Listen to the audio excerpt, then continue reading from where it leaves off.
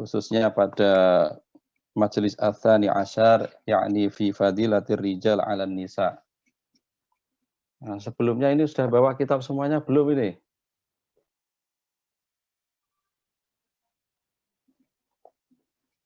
Mbak Umi bawa kitab belum? Mbak Umi Mahmudah? Dereng, Pak. Kitabnya online. Wes. Pokoknya serba online. Mbak Sefda Prisdayanti? Sama kayak dari sebelumnya ini. PDF, Pak. PDF. Ya, oke. Dan juga tentunya kepada semuanya yang hadir pada malam hari ini, kurang lebih ada 30 berapa ini?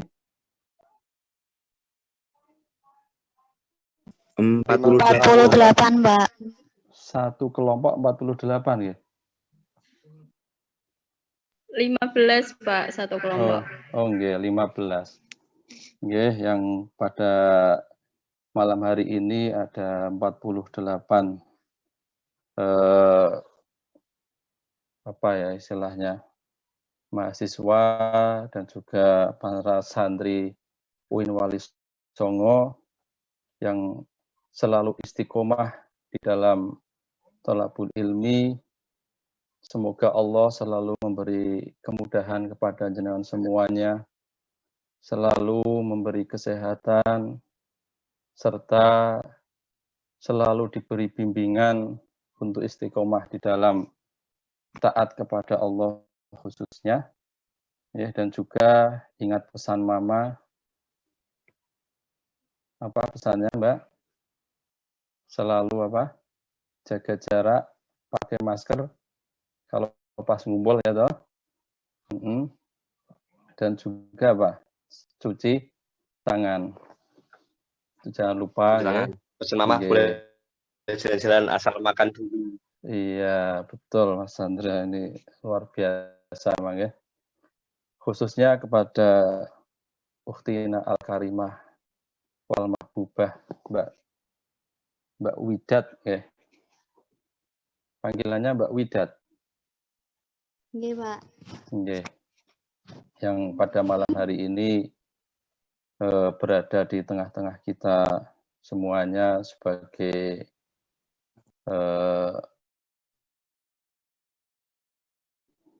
saya minta nanti untuk dikondisikan dari awal hingga akhir, dan saya ucapkan terima kasih yang mana mulai dari beberapa hari kemarin sudah memberikan informasi kepada saya terkait dengan penyelenggaraan ngaji online pada malam hari ini yang kemarin sempat ada ini perubahan. Saya kira itu hal yang biasa. Jadi perubahan yang menuju yang positif itu harus kita syukuri. Begitu, dan alhamdulillah finally kemarin kita sudah deal untuk bagaimana kita membahas terkait dengan relasi adil gender ya, terkait dengan kedudukan laki-laki dan perempuan di dalam kajian kitab Durratun Nasihin. Nah, memang perlu diketahui ya, jenengan mungkin sudah pernah khatam Durratun Nasihin ya. Ada yang sudah pernah khatam belum? Jarang, Pak. Oke, ya. Bagi yang belum, tidak apa-apa, masih ada kesempatan untuk mengkaji lebih lanjut. Nanti biasanya kalau pas Ramadan ini banyak kajian-kajian kitab ya. Nah, terkait dengan kitab Durratun Nasihin ini perlu diketahui ditulis pada abad ke-18 ya, oleh Syekh Utsman, yang beliau ini berasal dari daerah Turki ya.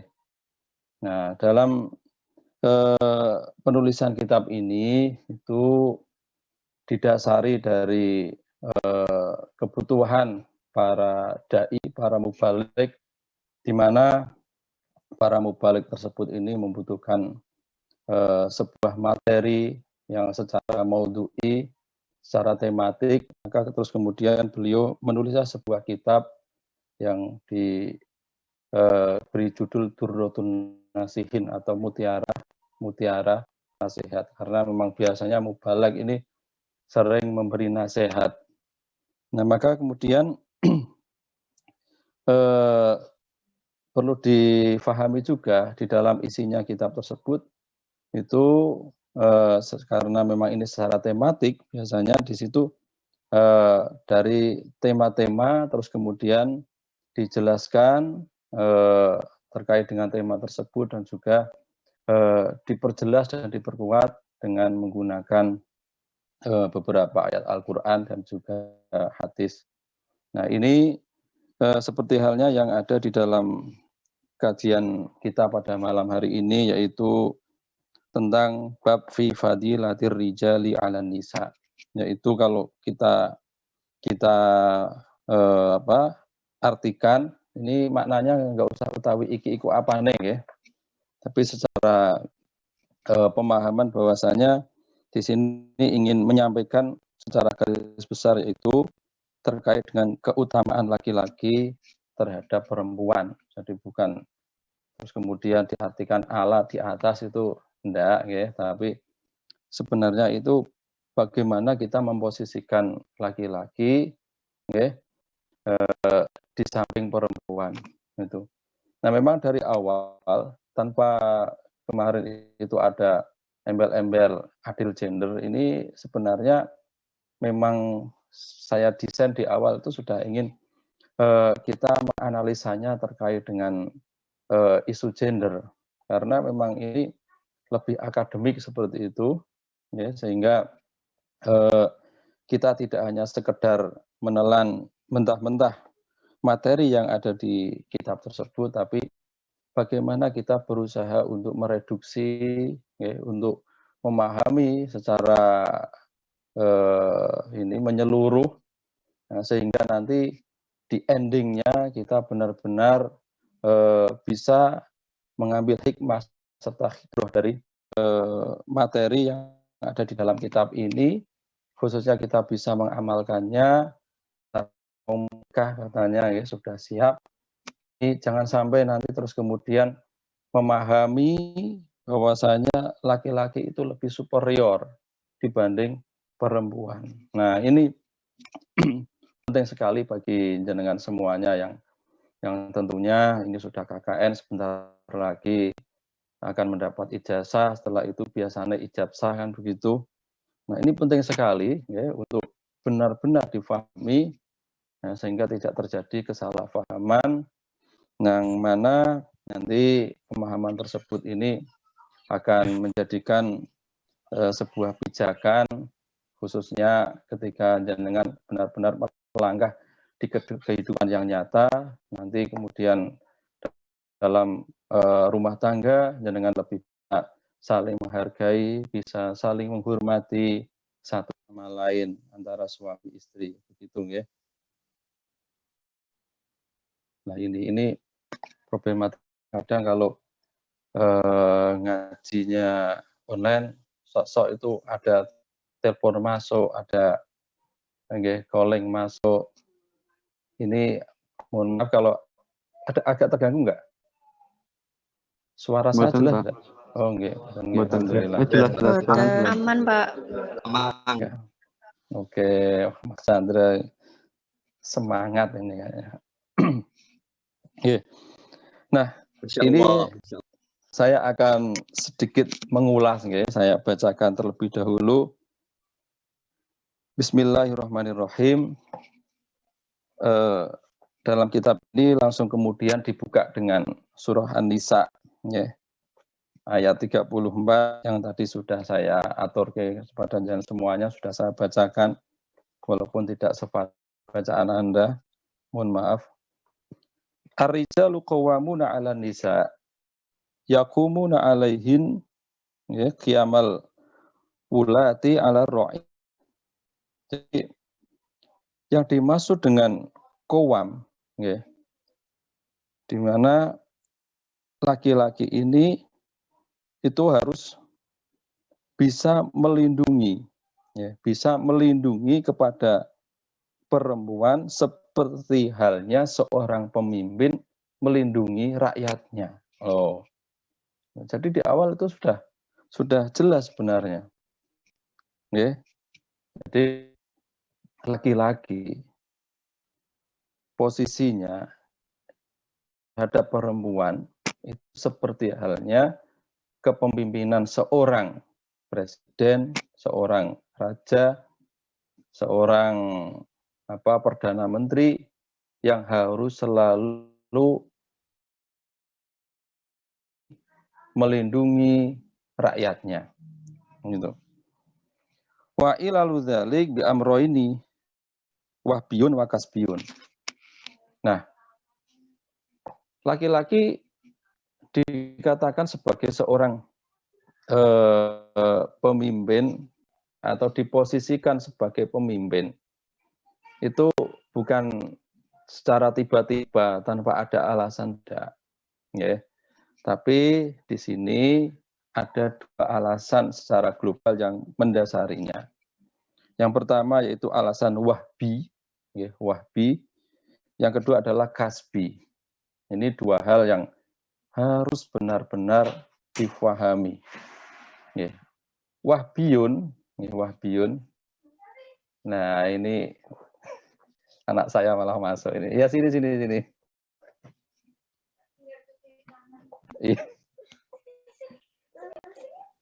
Lucu nih. Sebentar ya, Mas Fatih ya. Oke, nanti ikut ngaji Abi ya. Maaf ya, kendalanya. Ya, ini seninya seperti itu. Ya, nanti tak ceritain Mas Chandra kalau jenengan sudah serius. Ya. Nah, kembali pada pembahasan tadi, nggih, wahbi dan kasbi. Wahbi itu dari kata hibah itu loh. Nggih, ma ma'nal hibah. Hibah itu adalah pemberian. Nggih. Jenengan tanpa meminta, tanpa inden, nggih. Orang tua tanpa inden. Nah, ketika jenengan lahir, gitu, tiba-tiba keluar ada Mas Chandra dengan kelamin laki-laki, gitu. Ada Mbak Siti Naila dengan kelamin perempuan. Nah, ini adalah sebuah hibah atau yang bersifat wahbi. Seseorang tidak bisa untuk meminta, gitu, atau menentukan, ya, lebih tepatnya menentukan kalau ini harus nanti laki-laki anak saya, ini harus perempuan.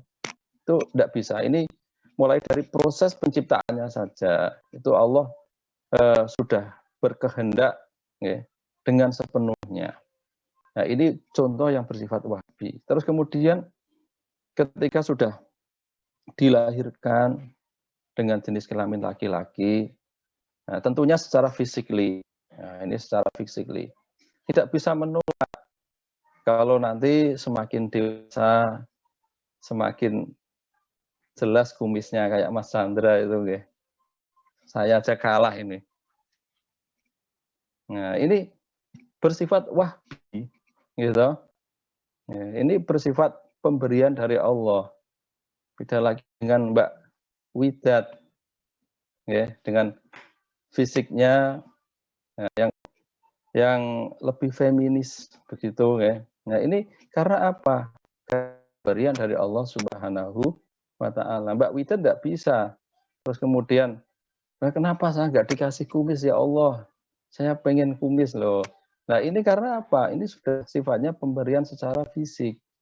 Ya, ini tidak bisa. Terus kemudian jenengan ini menuntut, ya, dengan pemberian Allah Subhanahu wa Ta'ala yang tentunya pemberian tersebut itu sudah merupakan pemberian yang terbaik.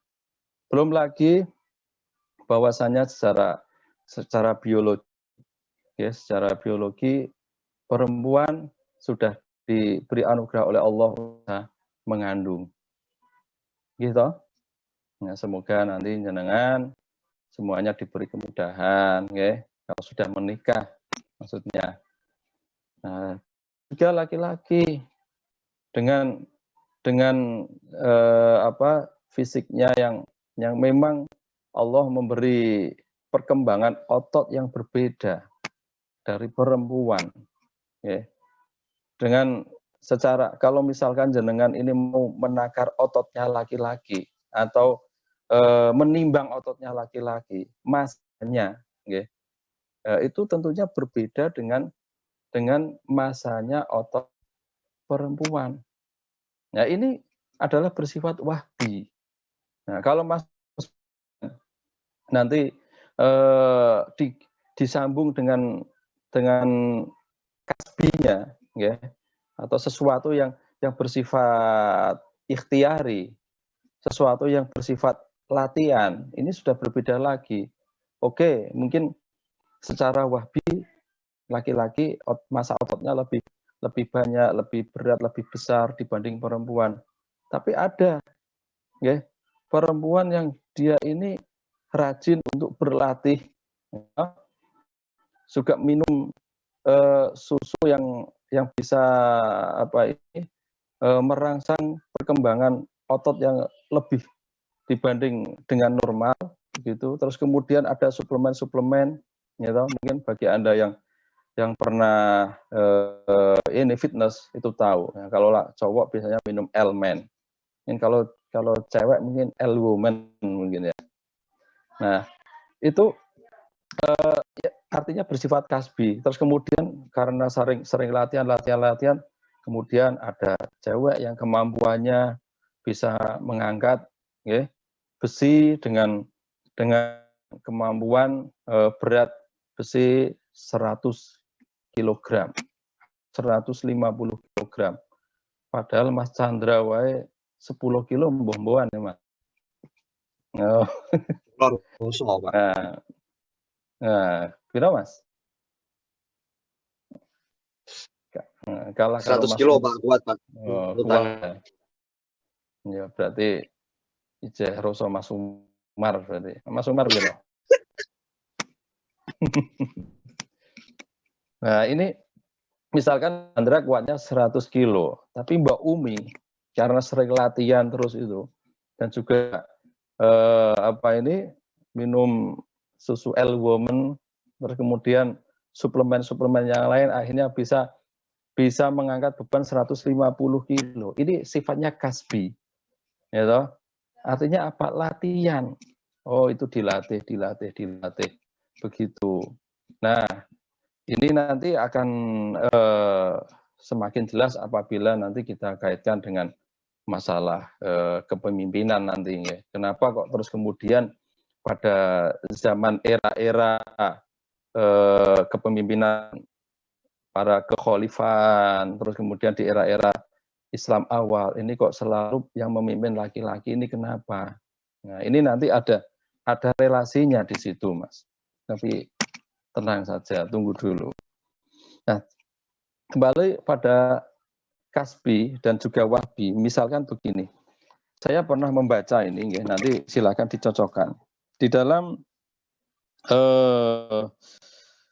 kitab yang judulnya Kitabul Hayawan Lidirosah Al-Jami'iyah, halaman 388. Kitabul Hayawan Lidirosah Al-Jami'iyah. Ya, ini ada buku yang judulnya itu di halaman 388 ada sebuah penelitian. Ya, ada sebuah penelitian yang pada penelitian tersebut itu menemukan terkait dengan volume otak. Ternyata Allah menciptakan volume otak antara laki-laki dan perempuan. Itu volumenya berbeda. Begitu. Ya, volumenya berbeda. Mulai dari apa? Bingung. Dari kalau misalkan sebuah ruangan, ya, otak itu juga ada ruangannya loh, Mas, ya, walaupun kecil tapi di situ banyak ruang-ruang sebenarnya. Ibarat sebuah ruangan itu ada luas, gitu, panjang kali lebar, sama dengan pernah diajar matematika Mbah? Kalau matematika Pak siapa ya? Yang ngajar di Guyangan? Apa Mas? Hah? Pak Dwi. Oh, Pak Dwi ya. Usia luas apa? Luas nopo, PR Pak? kuadrat. Oh, iya, salah. Pertanyaannya Ingat, salah berarti ya.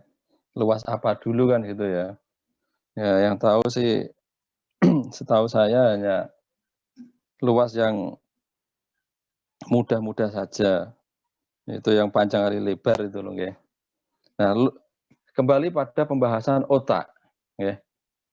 Otak laki-laki itu mempunyai luas 1480 cm persegi. Gitu. Luasnya itu 1480 cm persegi. Sedangkan luas dari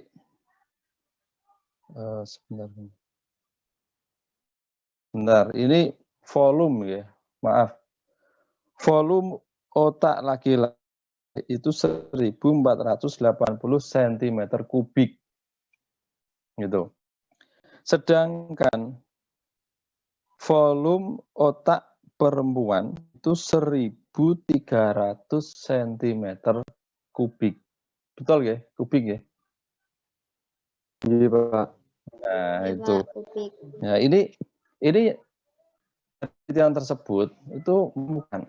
Ya, ternyata volume otak laki-laki itu kok lebih besar gitu dibanding volume otak perempuan. Nah, coba nanti bagi jenengan yang penasaran bolehlah untuk melakukan penelitian kira-kira benar apa salah, ya. Tapi ini ada sebuah penelitian yang mengatakan seperti itu. Dan juga beratnya ya, otak laki-laki itu mencapai 1360 gram, sedangkan otaknya perempuan itu 1210 gram. Ya, boleh dicatat.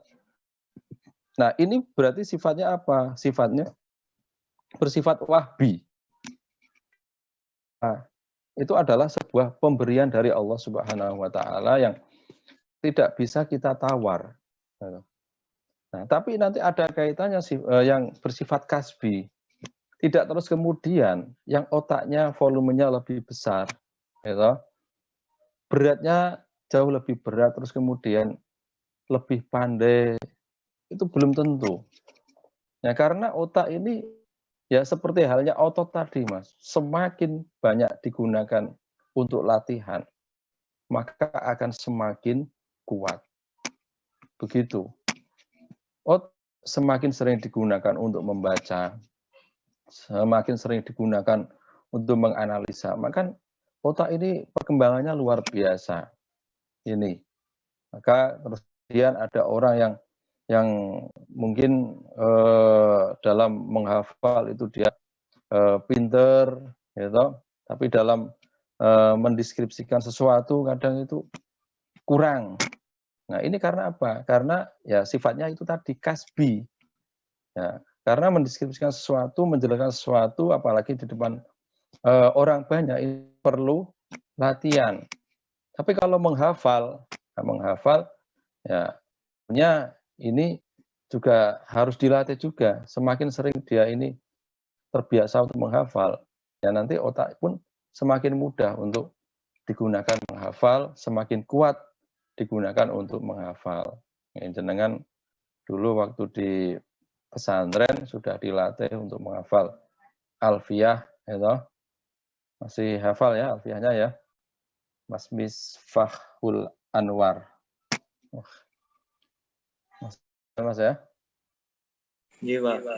Alhamdulillah. Mas Mahmud Fikri. Yeah. Terus qawaidul fikihnya jangan dilupakan. Nah, ini sebenarnya itu contoh-contoh yang sifatnya kasbi. Nah, ya. Oke. Sehingga terus kemudian ya, ada penjelasan pada ayat selanjutnya, faqala bima faddalallahu ba'dahum ala ba'din. Nah, ini terus kemudian kalau di dalam kitab Duratun Nasihin dijelaskan ya, dalam sarannya bisa babi tafdilihir rijal ala nisa bikamalil akli.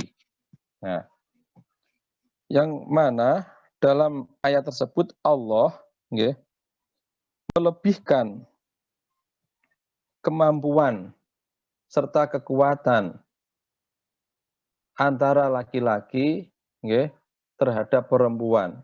Ya, kalau masalah tafsir dari ba'duhum ala ba'din ini berbeda-beda. Ada yang terus kemudian menafsirkan bahwasanya laki-laki itu ditafsirkan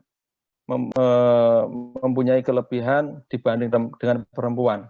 Tapi ada yang menafsiri lebih ini, kalau menurut saya lebih enak untuk diterima, ya, bahwasanya antara laki-laki dan perempuan ini diberi kelebihan masing-masing, yang mana kelebihan antara laki-laki dan perempuan tersebut ini adalah kelebihan yang saling mengisi, ya, bukan kelebihan yang saling menindih dan menguasai, itu bukan, itu bukan masalah superior, ya, inferior, tidak. Tapi ini adalah kelebihan di mana Allah memang sengaja mendesain kelebihan itu berbeda antara laki-laki dan perempuan itu supaya at-takamul, ya, supaya saling menyempurnakan. Nah, ini supaya jenengan nanti yang laki-laki pengen sempurna hidupnya, ya harus nyarinya siapa? Nyarinya perempuan. Itu. Karena apa? Jenengan bisa sempurna itu kalau misalkan antara kelebihan jenengan ini dipadukan dengan kelebihan perempuan. Nah, ini tafsir dari At-Tobai, ya. Nah, itu nanti supaya dilihat itu lebih enak untuk diterima, ya. Wa husni tadbir wa mazidil quwwah. Nah, kemudian di dalam kitab Duratun Nasihin ini dijelaskan laki-laki di situ sebagai pemimpin karena dianggap, ya, tadi secara kemampuan akalnya dia lebih sempurna, terus kemudian di dalam menganalisa dia itu laki-laki bagus analisisnya, terus kemudian mempunyai kekuatan, ya, kekuatan secara fisik. Nah, kalau secara psikis kadang perempuan lebih kuat daripada laki-laki. Nah, ini maka perlu dikembalikan lagi dari kelebihan-kelebihan tersebut kedua hal tadi, yaitu yang sifatnya wahbi dan kasbi. Nah, saya pernah menulis dalam sebuah tesis saya waktu mengambil S2 Hukum Islam. Di situ kebetulan tesis saya itu terkait dengan gender, ya, analisisnya menggunakan analisis gender. Terus tulisan saya dulu itu menganalisa tentang kesaksian perempuan, ya, yang mana selama ini itu kesaksian perempuan itu tidak bisa diterima, ya. Bahkan kalau dalam beberapa kasus bisa diterima asalkan kalau laki-laki itu cukup satu orang, tapi kalau perempuan harus dua. Kalau misalkan dalam sebuah kasus itu membutuhkan dua laki-laki, maka kalau perempuan harus 4, begitu, ya. Nah, setelah saya telusuri, ya, ternyata pada zaman karena ini pemikiran Imam Syafi'i yang saya teliti, pada zaman kehidupan Imam Syafi'i, ya, baik ketika beliau masih di Irak maupun di Mesir, kehidupan orang Irak dan orang Mesir ini memang yang sering, ya, melaksanakan dan melakukan hubungan muamalah yang ada di luar itu adalah kaum laki-laki. Nah, sedangkan kaum perempuan ini lebih banyak menghabiskan waktunya di rumah. Nah, karena apa?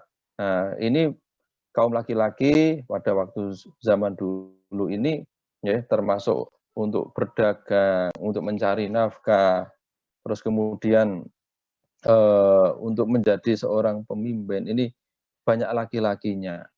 Nah, sehingga kemudian terbentuklah ya sebuah kebiasaan ya di mana ketika ada hal-hal yang terkait dengan muamalah ini seringkali kemudian yang diambil adalah laki-laki, termasuk masalah saksi. Karena apa? Karena kalau menurut saya ini bukan karena memang Allah menakdirkan seperti itu, tidak. Ini bukan dari sisi wahbinya, tidak, tapi dari sisi kasbinya. Nah, dari sisi kasbi, laki-laki dari sejak kecil sudah diajak ayahnya untuk keluar rumah, untuk berdagang.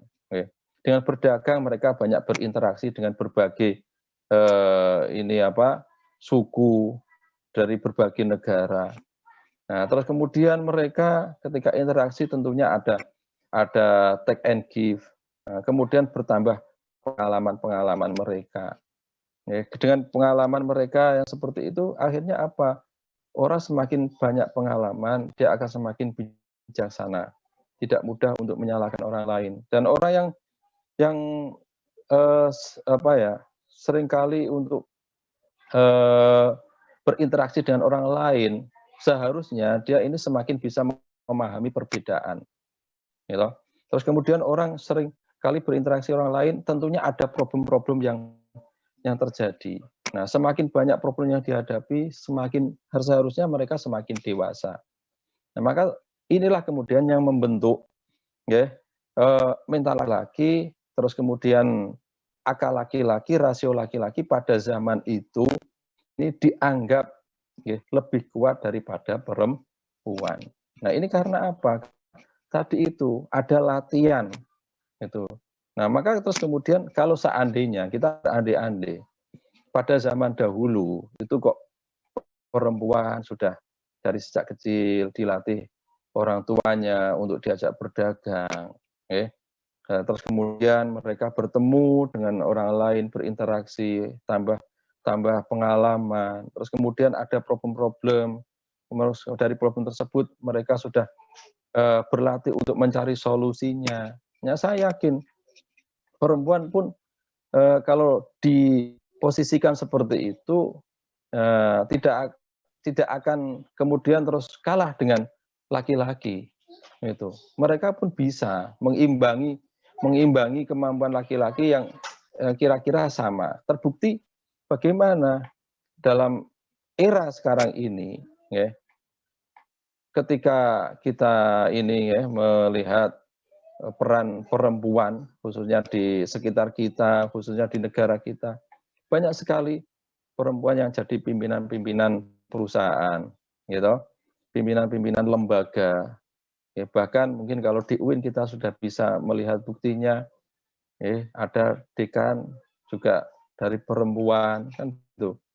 Nah, ini menunjukkan bahwasanya ketika perempuan diberi kesempatan yang sama untuk belajar, untuk mengasah otaknya, untuk bermuamalah dan berinteraksi dengan orang lain, mempunyai kemampuan yang bisa setara dengan laki-laki, bahkan ya, ketika latihan tersebut itu dilakukan secara istiqomah, ya tentunya kalau orang semakin banyak latihan akan semakin terampil. Kalau kita lihat pemanah, itu bukan terus kemudian tiba-tiba dia bisa, tidak, Mas. Tapi tentunya dia akan mengalami beberapa kesulitan ketika di awal latihan. Nah, tapi semakin sering mereka berlatih, maka akan semakin ditembakannya. Nah, begitu juga dengan kemampuan di dalam kepemimpinan. Ya, dalam kepemimpinan itu pun sama. Nah, sehingga tentunya ya, di dalam penjelasan kitab ini kemudian harus kita pahami kira-kira konteksnya seperti apa. Jangan terus kemudian kita secara kaku memahami bahwa pokoknya laki-laki ini harus jadi seorang pemimpin dengan alasan laki-laki ini lebih kuat daripada perempuan, laki-laki lebih pinter, tidak. Ya, tidak seperti itu. Ya, tapi kembali pada dua hal tadi, wahbiyun dan kasbiyun. Nah, di dalam ayat selanjutnya, wabima anfaqu min amwalihim. Nah, memang di dalam realita, ya ini yang mau nikah ini penting ini ya, bahwa memang di dalam kajian agama Islam, di dalam teologi Islam yang diwajibkan untuk memberi mahar ya, atau untuk membayar mahar itu adalah laki-laki. Ya, tidak ada kewajiban bagi perempuan memberi mahar. Kalaupun seandainya misalkan ada sebuah suku atau mungkin ada daerah yang mana justru malah yang kelamar cewek, ya, ada nggak? Pernah dengar nggak seperti itu? Pernah. Nah, Pernah, Pak. ya, okay. Memang ada seperti Di itu. Padang. Ya. Okay. Tapi secara kita berbicara dalam ranah teologi, bukan untuk membayar mahar itu adalah laki-laki.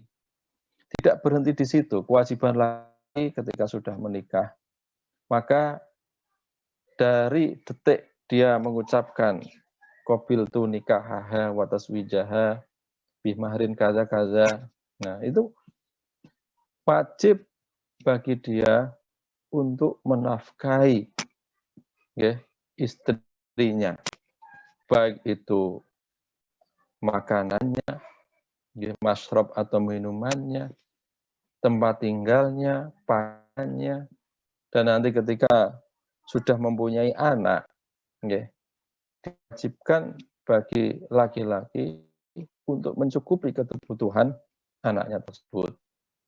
Nah, ini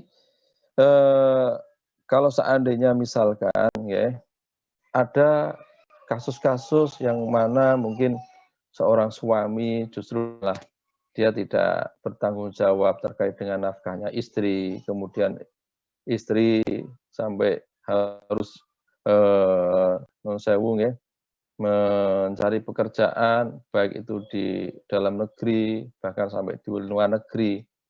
Ini adalah sebuah hal yang sifatnya kasuistik ya, dan perlu kita pahami bahwa itu merupakan sebuah kewajiban. Nah, kalau seandainya ada hal seperti itu, maka tentunya seorang suami itulah yang harus menyadari betul bahwa dia yang seharusnya untuk mencari nafkah untuk keluarganya. Nah, untuk lebih jelasnya ya terkait dengan posisi laki-laki terhadap perempuan dalam analisis gender ini, tentunya ya Allah menciptakan laki-laki dan perempuan ini bukan untuk saling bersaing mana yang lebih baik, mana yang lebih pantas ya, untuk berada di atas, itu tidak. Tapi Allah menciptakan laki-laki dan perempuan ini adalah untuk saling melengkapi. Ya. Maka kalau jenengan mau melihat dan membaca dari surat Al-Kahfi, ya, surat Al-Kahfi ayat 39, di situ Allah berfirman yang bunyinya wala yadlimu rabbuka ahada. Allah itu tidak mungkin ya untuk mendolimi makhluknya, baik itu laki-laki maupun perempuan. Ya apa? Nah, ketika Allah menciptakan laki-laki, terus kemudian laki-laki ini diciptakan memang dari fitrahnya harus menjadi atau menguasai perempuan, terus kemudian berada di atasnya perempuan, berarti ini ada yang didolimi. Padahal Allah tidak pernah mendolimi makhluknya. Nah, berarti ini apa? Tidak mungkin, ya toh? Allah menciptakan laki-laki dan perempuan ini hanya gara-gara ingin menciptakan sebuah perbandingan bahwa laki-laki lebih baik dibanding dengan perempuan. Tidak, tapi Allah lebih suka, lebih senang apabila ya antara laki-laki dan perempuan ini saling mengisi, ya, saling menyempurnakan, yang mana dari harmonisasi antara laki-laki dan perempuan ini terus kemudian membuat dunia ini semakin indah, dunia ini semakin damai, ya, semuanya bahagia, seperti itu. Ini kaitannya dengan posisi laki-laki, ya, terhadap perempuan. Jadi tidak terus kemudian kita memahami di satu titik, yaitu An-Nisa ayat 34 saja tidak, tapi harus kita bisa mengaitkan dengan yang lain, karena antara satu ayat dengan ayat yang lain ini selalu ada relasi, selalu ada hubungan, ya, sehingga kita bisa melihat titik dari hubungan tersebut itu intinya dari sisi apa, begitu. Terus kemudian, ya, sebelum saya tutup, ini sampai jam berapa ini?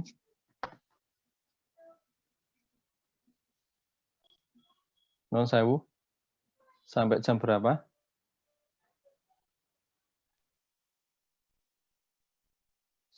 Jam 9 lebih, Pak. Jam 9 lebih.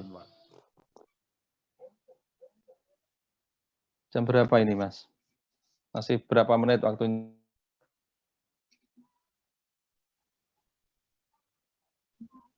Masih setengah jam, Pak. Ya udah, ini. Oke.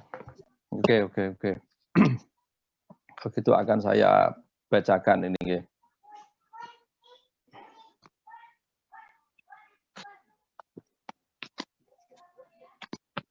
Jadi dalam kesimpulan saya, nanti bisa dilanjut dengan diskusi tanya jawab. Innar rojula wal mar'ata ilahuma min kholqillah. Bahwasanya sesungguhnya laki-laki dan perempuan ini dua-duanya sama-sama merupakan ciptaan Allah. Kilahuma min kholqillah. Wa innahu ta'ala la yuridu dzulman bi ahadin min kholqi. Dan tentunya ketika Allah menciptakan laki-laki dan perempuan ini, Allah tidak ingin menzalimi satu, ya, terhadap yang lainnya. Wa huwa yuhayyi'u wa yu'idduhu liwadhifatin khossatin, ya, di mana Allah, ya, menyiapkan atau mempersiapkan laki-laki dan perempuan, ya, yang telah diciptakan tersebut untuk menerima, ya, mandat, menerima job description masing-masing, begitu. Jadi laki-laki ada job description-nya, perempuan juga seperti itu. Ya, perempuan bisa hamil, ya, laki-laki ora usah iri, ya toh? Karena itu apa? Job description-nya perempuan, begitu. Jadi maksudnya begitu. Waqad khalaqallahu an-nas dzakara wa untha zawjaini ala asasil qaidatil kulliyah fi bina'i hadzal kauni. Sehingga tentunya ketika menciptakan manusia yang terdiri dari laki-laki dan perempuan, kemudian mereka menikah, itu memang tujuan awalnya itu Allah ingin, ya, membuat alam semesta ini, dunia ini bisa eksis. Ya. Artinya kalau seandainya antara laki-laki dan perempuan ini tidak bisa saling mengisi, tidak bisa saling menerima, ya, kelebihan satu dengan yang lainnya, maka yang terjadi ketidakharmonisan yang ada di dunia ini. Ini kesimpulan yang pertama. Kesimpulan yang kedua, ya, fa innal haya az-zaujiyah hayatun ijtimaiyah.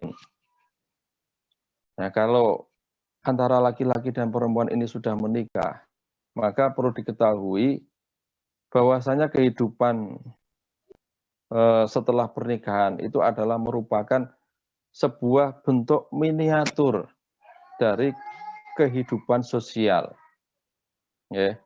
Jadi kehidupan rumah tangga ini adalah merupakan miniatur dari kehidupan sosial yang lebih luas. Ada RT, ada RW, ada kelurahan, terus kemudian ada kecamatan, ada kabupaten, kemudian ada provinsi, kemudian ada negara, gitu kan.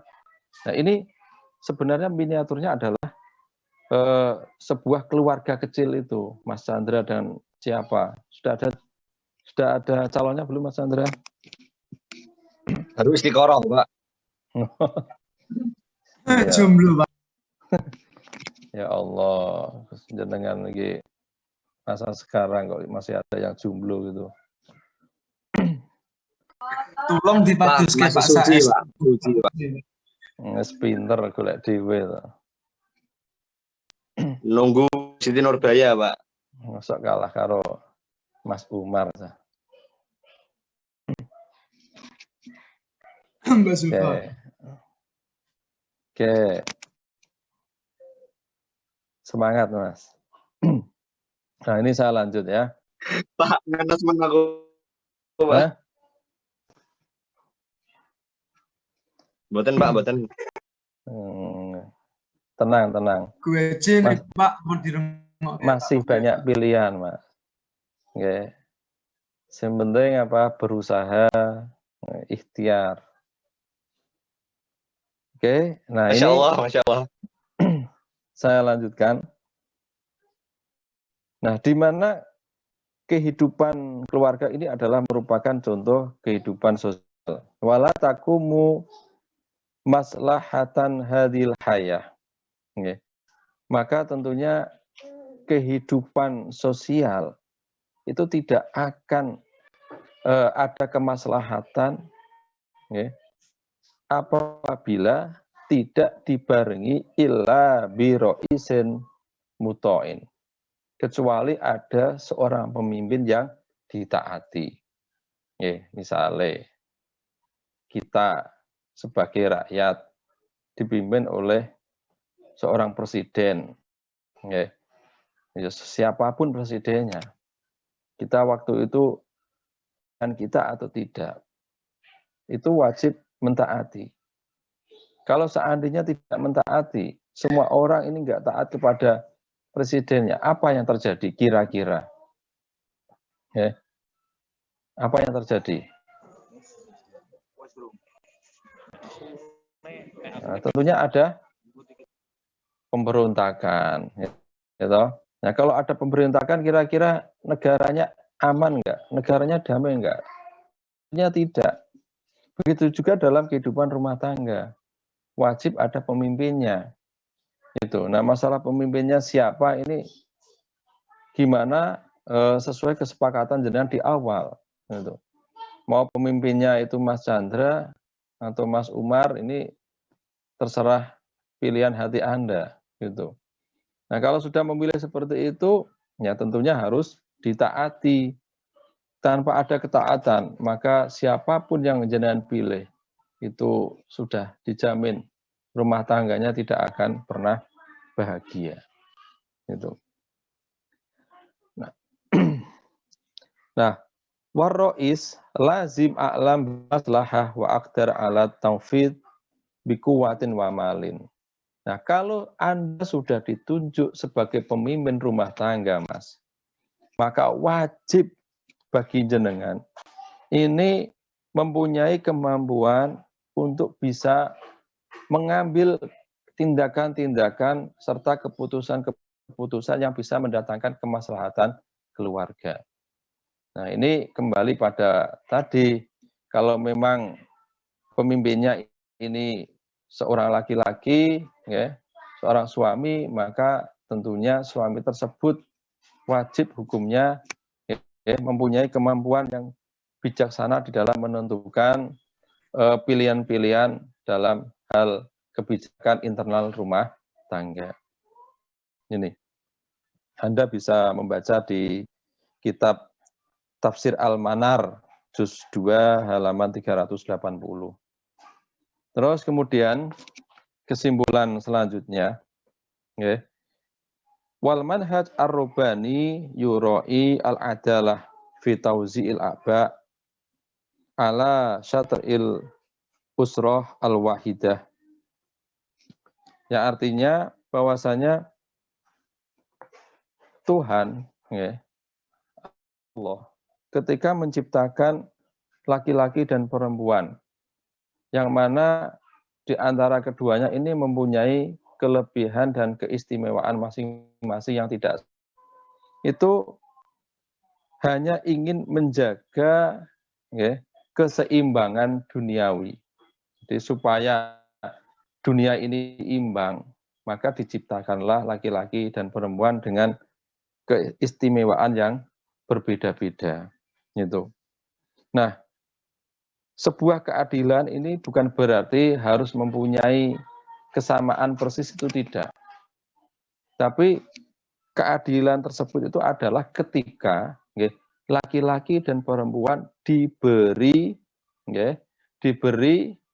job sesuai dengan kemampuannya masing-masing. Itu baru adil. Gitu. Laki-laki dipaksa untuk menyusui, kira-kira mampu apa tidak? Mbak Vina malah guyu. Nggak mampu, Pak, nggak mampu. Nah iya, enggak mampu. Karena apa? Dia tidak ada kapasitas di situ.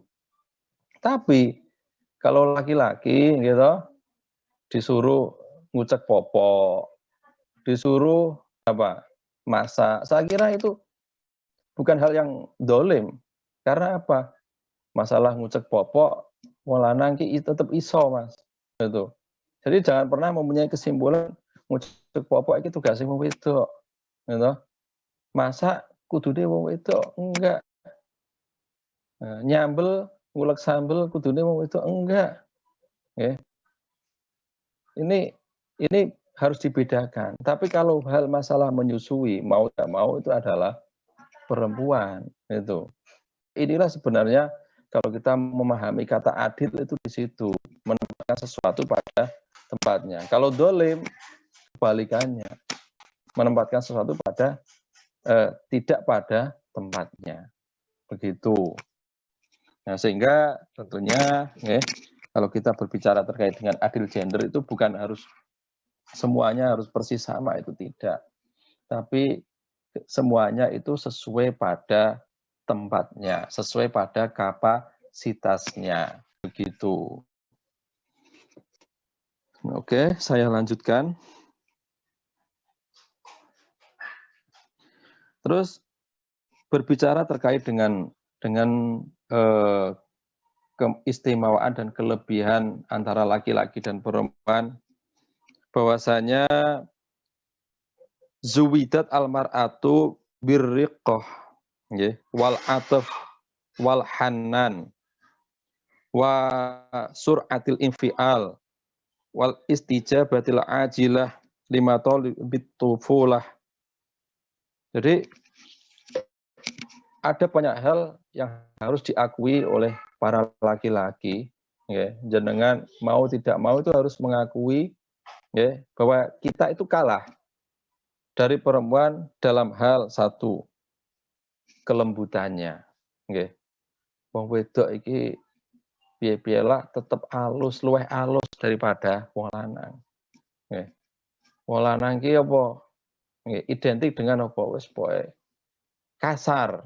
Gitu. Tapi kalau perempuan ini lebih halus. Perempuan lebih lembut daripada laki-laki. Nah, kalau masalah secara fisik belum tentu. Kadang wong lanang ono sing tangane luwih halus ya ono, ora pernah mergawe. Wong wedok sing sering nggih mbantu wong tuane tangane luwih kasar, ya toh. Ini kalau secara fisik, tapi secara non fisik perempuan itu lebih lembut perasaannya. Gitu. Karena sesuatu yang lembut maka biasanya itu lebih sensitif. Perempuan lebih peka. Gitu. Jadi jangan pernah jenengan ini main perasaan. terhadap perempuan. Kalau Anda belum siap begitu, karena apa? Perempuan ini perasaannya sangat halus itu. Di perempuan ingin dimengerti itu ya memang sebuah hal yang natural begitu. Kalau masalah perasaan jenengan kalah, Mas. Masalah kepekaan jenengan kalah. Bahkan banyak perempuan yang mengeluhkan kok bojoku kurang peka ya. Ya kabeh wong lanang koyo ngono, Mbak. Gitu. Ya jadi sing sabar. Gitu. Ya itulah kekurangan laki-laki sebagai kelebihannya gitu. Dan kekurangan perempuan sebagai kelebihan perempuan. Gitu lah. Kalau perempuan ini lebih peka, harap ngapusi wong itu angel, Mas, karena dia itu peka sekali. Instingnya itu, feelingnya itu sangat tajam. Lebih FBI, Mas. Intelnya kalah kalau dibanding dengan perempuan. Jadi jangan macam-macam. Ini kelebihan perempuan. Walhanan, perempuan kasih sayangnya luar biasa. Maka seorang ibu itu biasanya kasih sayangnya terhadap anaknya itu luar biasa. Itu sampai ada lagu kasih ibu, gimana lagunya? Kepada kita tak terhingga sepanjang masa, hanya memberi tak harap kembali. Itu lagunya aja si ibu, bukan kasih ayah. Nah ini hal yang membuktikan bahwa kasih sayang seorang perempuan itu lebih tinggi dibanding dengan laki-laki.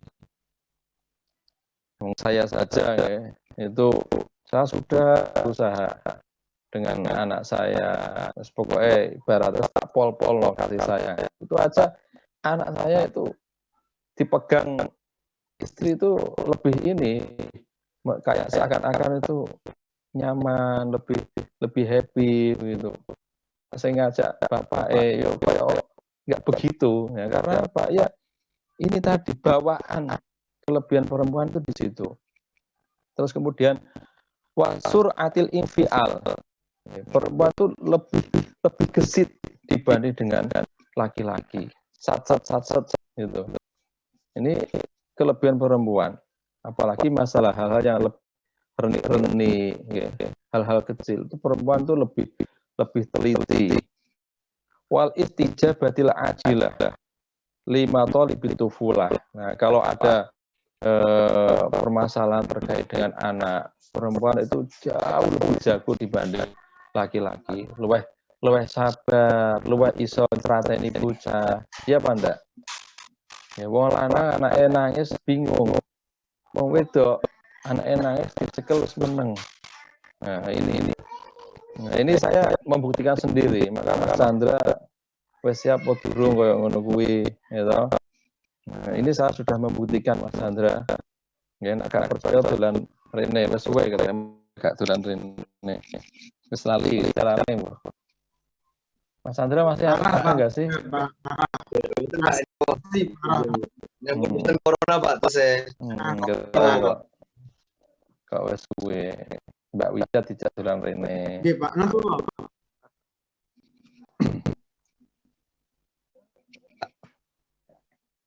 Oke. Ketuane sing anyar ajak dolan rene, Mas. Iya, insyaallah Pak. Mas Iku, Pak, yang sedikit, Pak. Wonten. Nggih, oke ya. Jadi ini kelebihan. Nonton, Pak. Niku lho, Pak. Mas Misbah Anwar. Oh, Pak Ketua nggih. Hadir, Pak. Mas Misbah, ya, alhamdulillah. Oke ya, Mas Misbah nggih. Kapan-kapan nanti monggo ke sini sama Mas Chandra dan yang lain tentunya.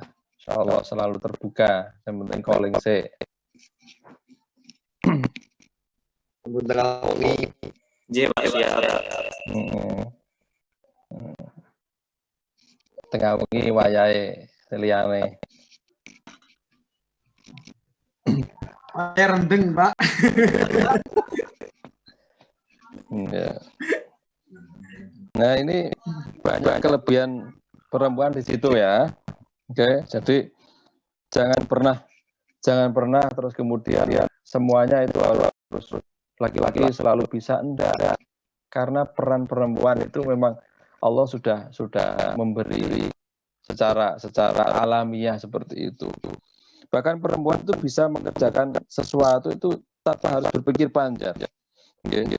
Jadi wala sabikitafkirin, tidak harus berpikir harus begini secara nalar, harus begini secara teori, enggak. Cara feelingnya saja itu luar biasa. Saya sudah sering membuktikan seperti itu. Jadi kalau nanti yang sudah menikah, ya, dikandani bojone itu ngandel, Mas. Ya. Karena feeling seorang istri itu luar biasa, tajam sekali. Itu. Bahkan hal-hal kecil, contoh, saya mau nyuci mobil gitu kan, istri saya, wes dicuci, kata iki kok udan nih. Loh, saya kok nggak percaya, ya bener kan, habis tak cuci hujan loh, Mas. Ini hal kecil saja. Belum lagi hal masalah terkait dengan permasalahan rumah tangga. Nggak usah malu-malu jenengan nanti itu cerita kepada istrinya, sharing, gitu, berbagi dengan istrinya. Terus dengan sharing dengan istri, jenengan nanti akan ringan dalam menjalankan tugas jenengan di kantor, tugas jenengan di mana itu di kampus atau mungkin di tempat lain gitu. Dan insya Allah dengan sharing dengan istri jenengan akan mendapat solusi-solusi yang tidak pernah jenengan pikirkan. Ini pentingnya kita nanti terbuka dengan istri, ya. Jangan terbuka dengan yang lain, jangan cerita dengan yang lain itu. Karena istri itu feelingnya luar biasa. Ini terus kemudian ini.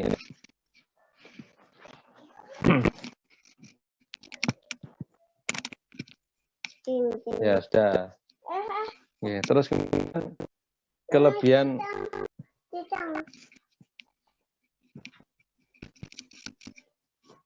iklan, Mas. Nanti pada saatnya juga akan sama mengalami hal yang seperti itu. Kelebihan laki-laki. Namanya siapa, Pak, itu, Pak? Namanya Muhammad Al-Fatih. Ya, dulu waktu Akikoh itu grup Ikamaru ya, Mas Alvin dan kawan-kawan. Nah, ini adiknya juga sudah lahir, baru umur 3 minggu. Jadi ya harap mendatangkan Ikamaru lagi, tapi karena kondisi masih seperti ini, gitu. Dia pokoknya minta doanya ya, Mas ya, minta doanya Mbak. Tuh. Ya. Ini yang kedua, alhamdulillah perempuan ini.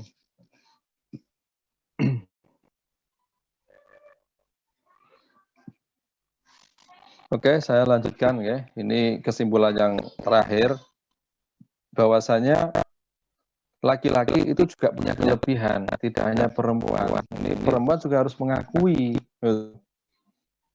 apa kelebihan laki-laki. Wa zuwida bihi minal khosa'is bil qawah wassolabah wa badi'ul infial. Oke. Nah, ini kelebihan laki-laki. Laki-laki itu memang didesain oleh Allah, dia harus menjadi sosok yang kuat, gitu. Menjadi sosok yang bisa digunakan untuk sandaran perempuan, begitu. Ini harus disadari, ya, dan harus diakui, begitu. Terus kemudian laki-laki memang kalau secara ini ya, dalam mengambil keputusan itu seringkali harus berpikirnya lambat, tapi bukan berarti itu sebuah kekurangan. Seringkali dalam mengambil keputusan itu dibarengi dengan beberapa pertimbangan-pertimbangan.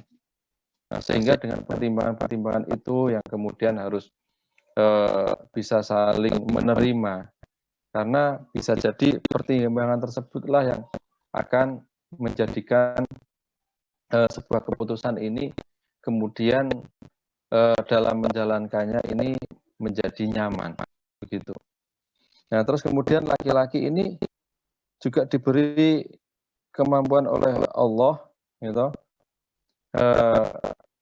Kalau sama-sama, sama-sama secara fisik, ini bisa jadi kalau perempuan tadi juga bisa latih secara ini, latihan tadi, laki-laki juga bisa latihan, sama-sama latihan. Itu laki-laki biasanya kalau secara fisik lebih kuat. Itu. Ini diakui atau tidak, ya. Secara fisik laki-laki ini lebih kuat. Maka dari itu kenapa Allah mewajibkan laki-laki untuk mencari nafkah? Karena dalam mencari nafkah itu banyak sekali hambatan-hambatan yang terjadi. Gitu. Banyak sekali cobaan-cobaan yang terjadi. Mulai dari tekanan dari atasan, gitu.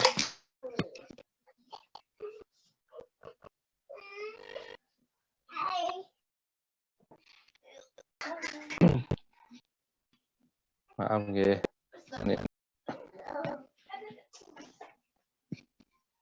Mulai dari cobaan secara fisik, secara psikis, itu orang dalam mencari nafkah itu enggak mudah. Maka disinilah kemudian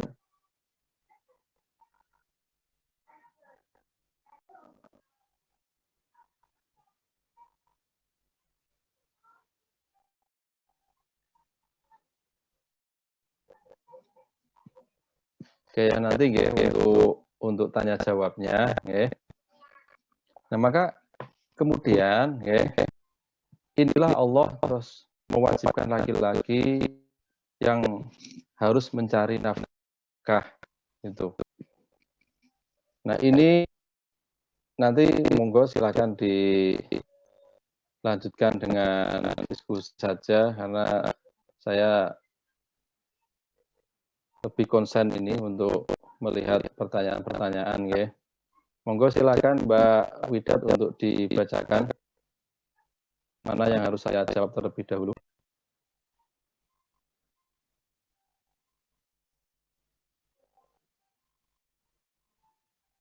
Masih di mute, Mbak. Mic-nya masih di mute, tolong dinyalakan terlebih dahulu. Ya maaf. Ya, terima kasih untuk Pak Arif atas pemaparan materinya. Kita lanjut ke sesi pertanyaan. Pada kesempatan kali ini kita buka satu pertanyaan terlebih dahulu dengan 3 penanya. Oh ya Pak, ini di kolom chat udah ada beberapa pertanyaan. Yang pertama dari Siti Nujaibah. Apakah Ustadz setuju seluruhnya yang ada di kitab Duratun Nasihin seperti tadi disampaikan kalau istri lebih cekatan dalam urusan rumah tangga, seperti istri lebih pintar mengurus rumah tangga.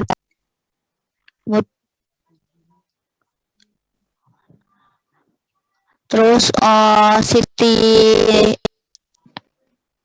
Najibah juga bertanya, laki-laki katanya harus kuat, ukurannya seberapa kuat? Bagaimana kalau laki-laki kurang kuat? Apa tidak disebut laki-laki? Kalau suaminya sakit terus tidak mampu bekerja gimana Pak? Apa dia berdosa? Itu tadi dari Siti Nujaibah Pak. Kemudian yang kedua yaitu dari Krosita Nabila. Berkenaan dengan ayat yang memiliki kandungan relasi gender seperti pada surah Al-Baqarah ayat 30 yang kurang lebih artinya yaitu sesungguhnya Allah hendak menjadikan manusia sebagai khalifah di muka bumi. Dari ayat tersebut kan memiliki sasaran manusia yakni laki-laki dan perempuan, sementara belum begitu banyak yang paham mengenai konotasi gender equality yang lebih pada tugas produksi. Kemudian bagaimana pandangan Bapak ketika dalam suatu rumah tangga menerapkan gender equality ini tanpa ada pendekatan kelas 1 dan kelas 2 dalam suatu rumah tangga dan juga tanpa mendebatkan tugas reproduksinya sesuai kodrat fisik yang dimiliki. Ya, ini udah ada 2 penanya dalam kolom chat. Oke.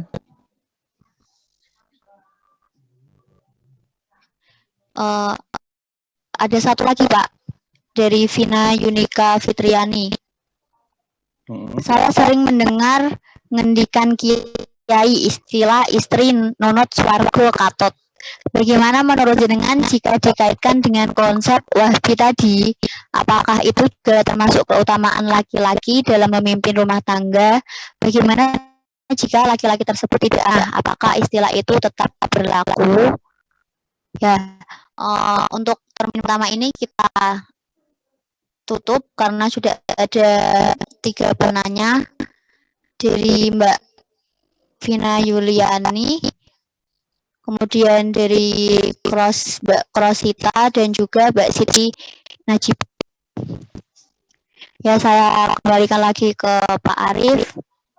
Monggo Pak Arif untuk penjelasan dari beberapa pertanyaan tersebut. Terima kasih. Oke. Ini saya baca ya. Terima kasih untuk beberapa penanya. Ya. Pertanyaan pertama itu terkait dengan sikap saya terhadap kitab Duratun Nasihin, khususnya adalah pada bab Fatiratul Rijal Nisa. Ini apakah saya setuju secara menyeluruh? Jadi sebenarnya jelas. Jadi beberapa apa yang saya sampaikan itu justru banyak kritisi, ya, banyak mengkritisi dari isi kitab Duratun Nasihin ini, gitu. Nah, dan apa yang saya sampaikan terkait dengan kesimpulan-kesimpulan itu justru malah dari catatan pribadi saya, bukan dari kitab Duratun Nasihin. Tidak ada kitab Duratun Nasihin ini kemudian menjelaskan terkait dengan kelebihan perempuan tadi. Itu ada yang pertama adalah ar-riqa wal ata wal hanan wa suratil infial wal istijabatil ajila lima talibi tufula. Enggak ada. Ini tambahan saya, Mbak. Nah, sehingga dari isi kitab ini, ya, itu harus bisa dimaknai lebih kontekstual, itu. Sehingga kemudian kalau seandainya kita membaca bahwasanya di sini itu laki-laki pokoknya di atas perempuan, ya, posisinya itu harus selalu lebih superior. Nah, ini kalau menurut saya tidak benar seperti itu. Jadi tergantung, ya, bagaimana seorang laki-laki tersebut itu bisa mengkondisikan dirinya, begitu. Nah, sehingga sikap saya terkait dengan kitab ini ada beberapa hal yang harus kita pahami secara kontekstual, ya, dan sebagai laki-laki kita harus mengakui, ya, ini kita ini adalah kembali pada kaum laki-laki, bahwasanya perempuan itu diciptakan oleh Allah mempunyai banyak keutamaan, banyak keistimewaan, yang mana keistimewaan tersebut itu hanya dimiliki oleh para perempuan, begitu. Nah, ini untuk jawaban yang pertama. Terus kemudian untuk pertanyaan kedua,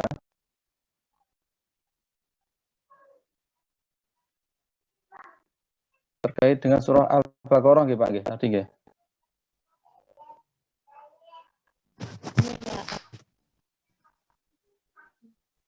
Nggih. Terkait dengan surah Al-Baqarah tadi, ya, di mana Allah memang berfirman untuk menciptakan manusia sebagai khalifah. Nah, artinya di situ justru malah lebih jelas bahwa khalifah ini tidak harus mempunyai kelamin laki-laki, tidak. Tapi mana yang memang secara kriteria ya, dia ini mumpuni untuk menjadi seorang pemimpin. Nah, ini kita kembali pada konsep tadi. Jadi pemimpin bukan karena Allah menciptakan atau ini ketika lahir laki-laki ini harus jadi pemimpin, tidak. Kalau perempuan ini harus dipimpin, tidak. Tapi nanti kembali pada apa? Kasbinya, usahanya. Ketika seorang pemimpin ini harus mempunyai kecakapan dalam leadership, gitu. Dia harus mempunyai kemampuan di dalam memanage sebuah perusahaan, misalkan yang dipimpin sebuah perusahaan, begitu.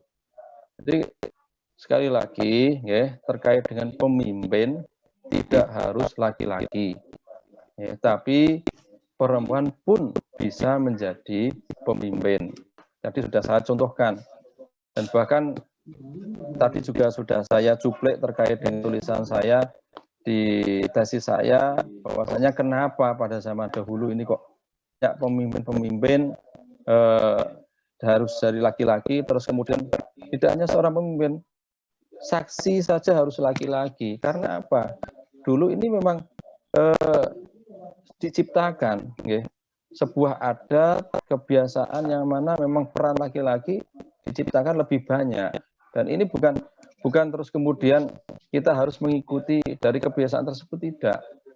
Banyak sekali contoh-contoh di sekitar kita yang mana perempuan ini juga sudah banyak berperan. Nah, sehingga terus kemudian karena saking banyak perempuan yang berperan tersebut, akhirnya mereka itu mempunyai banyak pengalaman, ya, terus kemudian mampu dalam menghandle sebuah organisasi dan bisa memanage, bisa ini, ya, menjadi leader sebuah organisasi tersebut. Ini adalah sebuah hal yang harus kita ini, ya, akui, gitu, bahwasanya pemimpin tidak harus laki-laki. Ini untuk pertanyaan yang kedua. Untuk pertanyaan yang ketiga,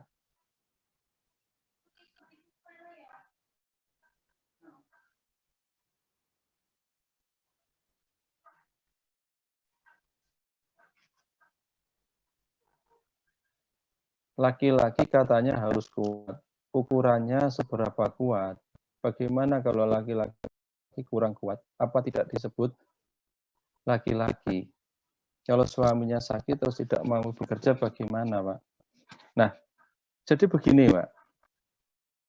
Secara fisik, kalau kita bicara kuat, ini kuat secara apa dulu?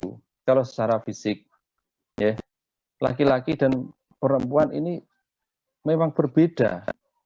Sama-sama tidak ahli fitness, misalkan. Laki-laki itu secara fisik memang lebih kuat. Kalau tidak percaya, jenengan uji coba saja. Kan di situ ada 10 laki-laki, 10 perempuan, yang mana ini dua-duanya, dua kelompok tersebut itu sama-sama tidak pernah fitness.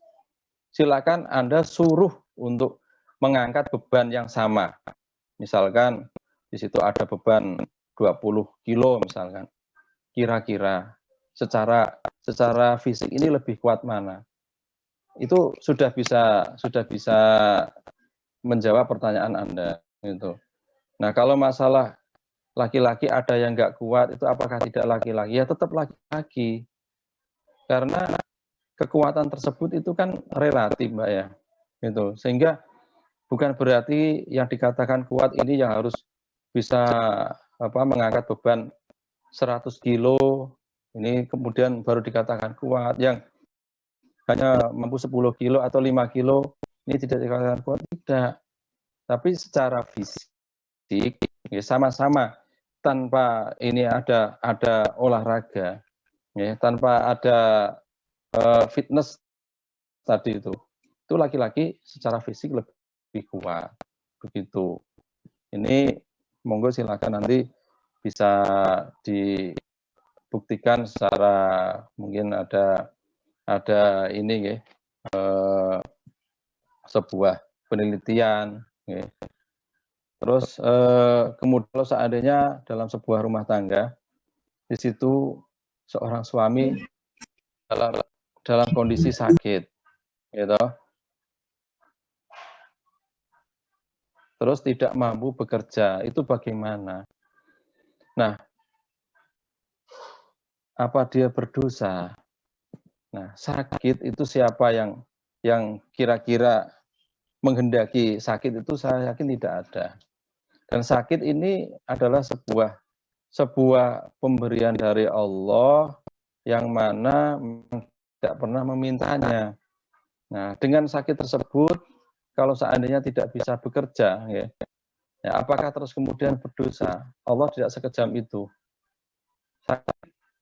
Dan kemudian kalau seandainya dipaksa untuk bekerja, justru akan membahayakan fisiknya, itu sama saja mendolimi dirinya sendiri. Nah, maka kemudian kalau seandainya dengan kondisi seperti itu, terus kemudian istrinya mempunyai inisiatif untuk bekerja, terus kemudian banyak sekali yang kita lihat istri justru malah yang menjadi tulang punggung keluarga, ini juga ada. Nah, ini adalah sebuah kesadaran yang harus kita apresiasi gitu. Nah, karena apa? Kalau seandainya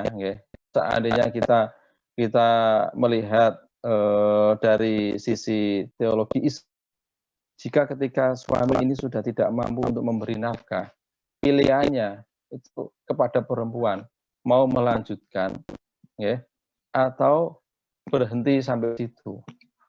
Artinya apa? Jenengan diberi hak untuk mengajukan cerai, gitu.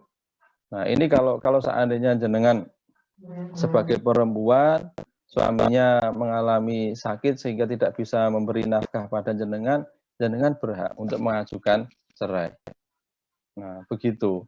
Nah, kalau seandainya Anda tidak memilih untuk cerai, untuk bertahan, terus kemudian ada kesadaran untuk mencari nafkah, terus kemudian ada kesadaran untuk mencari pekerjaan, kemudian yang perempuan ini bekerja. Nah, ini adalah sebuah hal yang mungkin itu adalah sebuah kebaikan dari seorang istri kepada suaminya. Gitu. Jadi kalau kemudian seorang suami sakit tidak bekerja dikatakan berdosa, saya kira tidak seperti itu, karena sakit ini adalah sebuah hal darurat atau doruri begitu.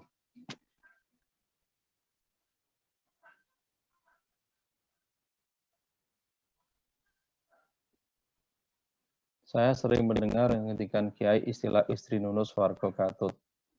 Bagaimana menurut jenengan jika dikaitkan dengan konsep Wahbi tadi? Apakah itu juga termasuk keutamaan laki-laki dalam memimpin rumah tangga? Bagaimana jika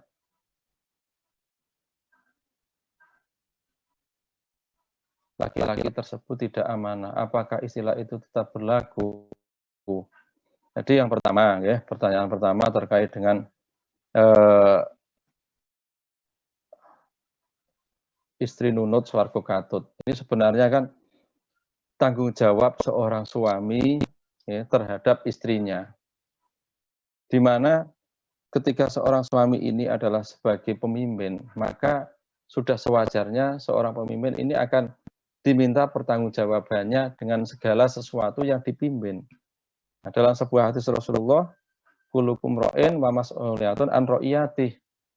Ya, bahwa setiap pemimpin itu pasti akan diminta pertanggungjawabannya. Nah, seorang laki-laki, seorang suami, dia menjadi pemimpin rumah tangga, maka dia tidak hanya bertanggung jawab ketika di dunia saja, tapi juga mempunyai tanggung jawab ketika di akhirat. Maka disinilah kemudian fungsi laki-laki yang disampaikan di dalam kitab Duratun Nasihin ini adalah arijal qawwamuna 'alan nisa. Ini di sini adalah kewajiban untuk litakdib, ya, untuk mendidik seorang istri. Itu tanggung jawab pendidikan, ya, tanggung jawab pendidikan akhlak, pendidikan agama terhadap istri itu adalah kewajiban laki-laki. Nah, jikalau ada nggak benernya perempuan, ini adalah sebagai tanggung jawab suaminya, gitu. Nah, terus kemudian apakah itu juga termasuk keutamaan laki-laki dalam memimpin rumah tangga? Ya, dalam konsep pemimpin, ya dia memang harus ini, Mbak, bisa melindungi yang dipimpin. Nah, sehingga dari situlah kemudian laki-laki ini ditunjuk ya atau diberi amanah oleh Allah sebagai pemimpin rumah tangga. Ya, kalau seandainya laki-laki tidak amanah, ya, artinya ini dia berarti sudah tidak sesuai dengan apa yang diperintahkan oleh Allah. Nah, kalau seperti itu bagaimana? Maka seorang istri apabila dia sudah melihat suaminya dalam memerintah atau dalam mengatur rumah tangga ini sudah tidak sesuai dengan jalan-jalan Allah, maka kemudian dia ya seorang istrinya ini harus apa? Ya, mampu mengingatkan laki-laki tersebut, mampu mengingatkan suaminya tersebut.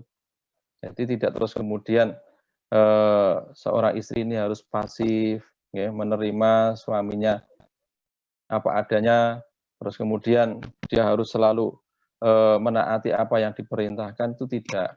Selama dan selagi perintahnya ini sesuai dengan agama, silahkan ditaati. Tapi apabila tidak sesuai dengan agama, maka jenengan wajib untuk menolaknya. Ya, mungkin jawaban saya seperti itu.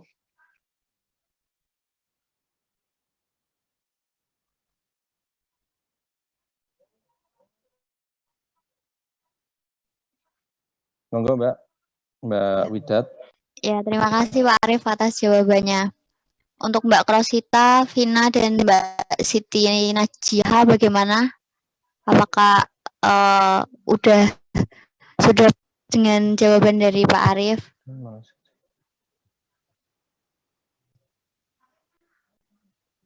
Itu di chat. Ya, saya rasa Cita lagi. Bukankah lebih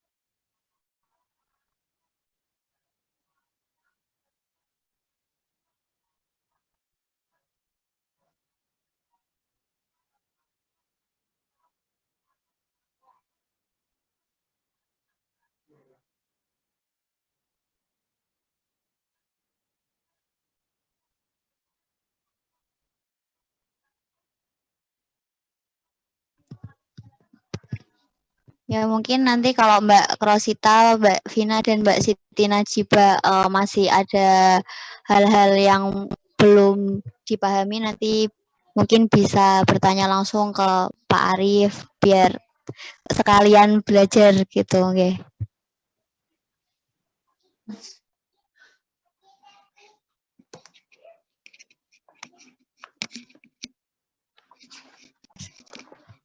Mungkin karena waktu sudah menunjukkan jam 9.17 nggih Pak nggih. Bisa kita cukupkan ngaji online pada malam hari ini. Sebelum saya tutup, silahkan semua partisipan untuk open kamera, kita foto bersama. Oke, mungkin gini Mbak, ini sebagai closing statement saya, ya, sebelum ditutup, ya, ini saya sampaikan sekali lagi, ya, kelebihan laki-laki dan perempuan yang diberikan oleh Allah itu pasti tidak sama, ya, baik secara fisik maupun secara psikis. Ya. Jadi pasti Allah menciptakan laki-laki dan perempuan ini mempunyai kelebihan dan kekurangan masing-masing. Nah, dengan kelebihan dan kekurangan masing-masing inilah yang harus sama-sama bisa saling menerima. Tidak hanya kelebihannya saja, tapi kekurangannya. Nah, dengan bisa menerima hal tersebut, maka insya Allah ya, harapannya yaitu antara laki-laki dan perempuan ini bisa saling mengisi. Nah, kalau dalam bahasa saya di sini, fayatakafalani wa yata'awanani ma'an fil hayati az-zaujiyah ala sawain. Ya, ini. Ya, jadi ini sekaligus menutup pertanyaan lanjutan ya.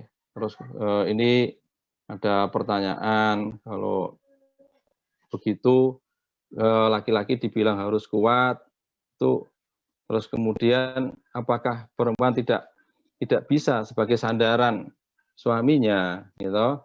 Terus kemudian masih ada pertanyaan terkait dengan kewajiban laki-laki mendidik, berarti asumsinya itu perempuan lebih bodoh, laki-laki lebih pinter. Tidak bisa disimpulkan seperti itu, Mbak. Itu. Jadi bagaimana intinya, ya, antara laki-laki dan perempuan ini saling mengisi. Kepintaran laki-laki itu tidak semuanya bisa disampaikan kepada perempuan, atau begini, laki-laki tetap membutuhkan, gitu, membutuhkan dari pengalaman perempuan. Seorang suami itu tetap membutuhkan pengalaman dari seorang istri. Terus kemampuan seseorang itu kan pasti kan ada keterbatasannya. Nah, dari keterbatasan inilah yang harus saling difahami, terus kemudian itu bisa saling mengisi. Maka di antara laki-laki dan perempuan tersebut itu harus bisa saling melengkapi, bisa saling bantu-membantu secara bersama-sama di dalam kehidupan suami istri. Gitu. Di fil hayati az-zaujiyah ala sawain, dengan prinsip kesetaraan. Ya, ala sawain ini berarti apa? Setara. Tidak terus kemudian laki-laki lebih unggul daripada perempuan, itu tidak. Begitu. Ya, memang kalau ini diteorikan itu kadang sulit untuk bisa dipahami secara menyeluruh, tapi saya harap dari apa yang saya sampaikan ini, kesimpulan saya adalah antara laki-laki dan perempuan itu mempunyai kelebihan dan kekurangan masing-masing, yang mana keduanya ini adalah harus saling bisa mengisi ya, antara kekurangan tersebut. Sekian apa yang bisa saya sampaikan. Mohon maaf atas segala kekurangan. Wa'afu minkum. Wassalamualaikum warahmatullahi wabarakatuh. Waalaikumsalam. Terus pun, Pak. Ya, terima kasih Pak Arief. Mungkin pada kesempatan kali ini saya dapat menyimpulkan bahwa pada dasarnya laki-laki dan perempuan itu memiliki kelebihan dan tugas masing-masing yang saling melengkapi dan saling mengisi.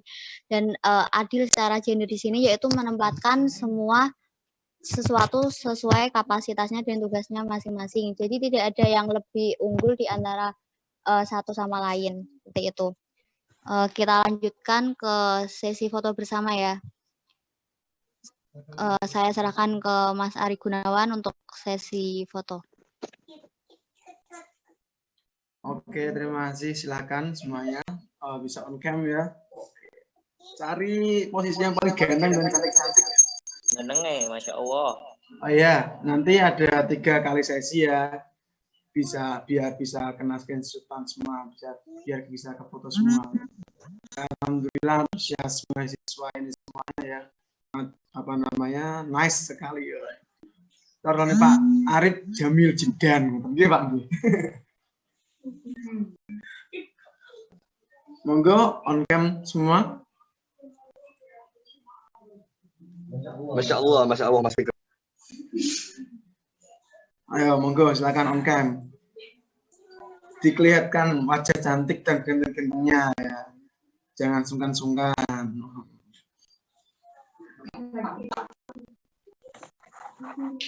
Mohon maaf, Pak Arif belum kelihatan. Oh, atau mungkin ini kuota saya ya yang mendit-mendit ya.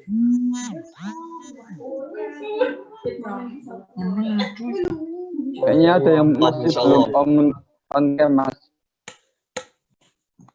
Oke, yo on cam semua. Sabar ya karena sinyal saya mungkin terbatas. Karena juga belum dapat subsidi dari kampus ya, maaf. Masya Allah, Masya Allah.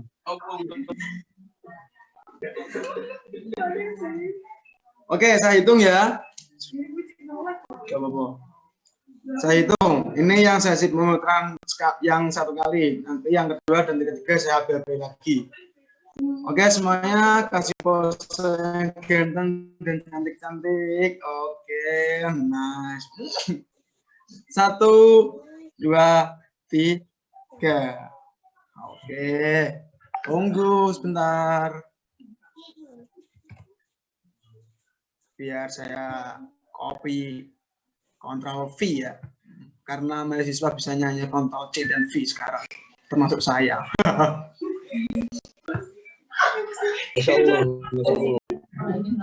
Oke, yang sesi kedua saya hitung lagi. Yang kedua, mohon maaf. Foto mal. Wait, saya. Saya lagi 1, 2, 3.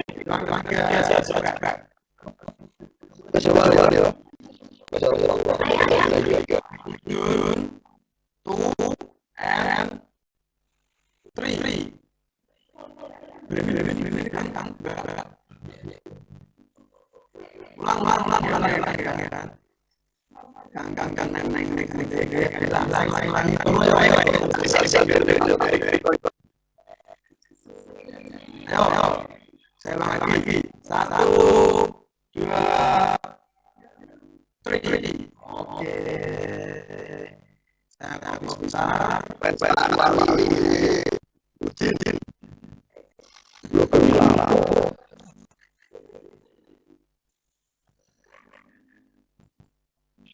Oke, terima kasih. Ya, terima kasih Mas Arif Gunawan. Mungkin diskusi ngaji online kita pada malam hari ini kita cukupkan.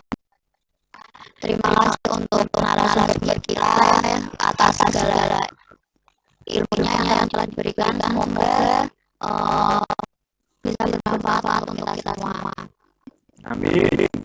Ya, terima kasih Pak Arif. Saya selaku moderator mengucapkan terima kasih untuk semua partisipan yang sudah meluangkan waktunya. Juga saya meminta maaf yang sebesar-besarnya apabila ada kata yang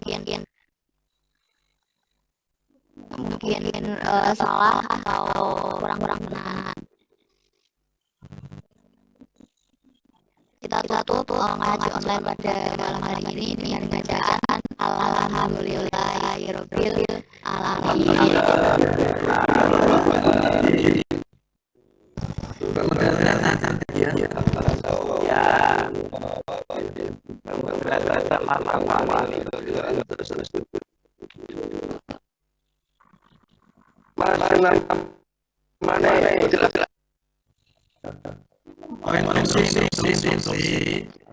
Yang tampak jelas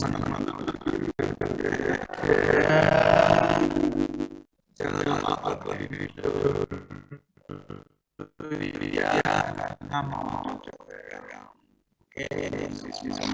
lupa dulu gimana berada kasih posisi pertanyaannya tapi saya Bang Wali, Bang Wali. Subhanallah.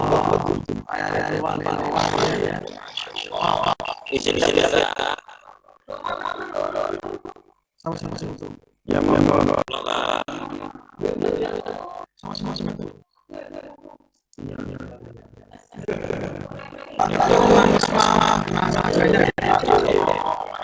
kasih semuanya.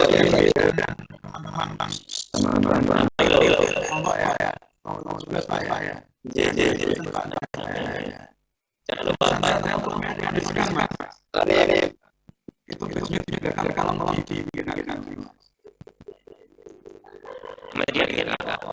Masya Allah. Yo, minggu sama hari. Oh iya.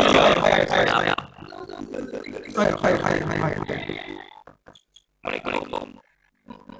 Waalaikumsalam.